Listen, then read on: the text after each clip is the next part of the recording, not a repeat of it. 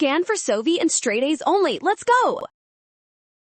Gravity problems are tricky, but we can solve this force graph question quickly. Let's analyze how the planet pulls on this falling object.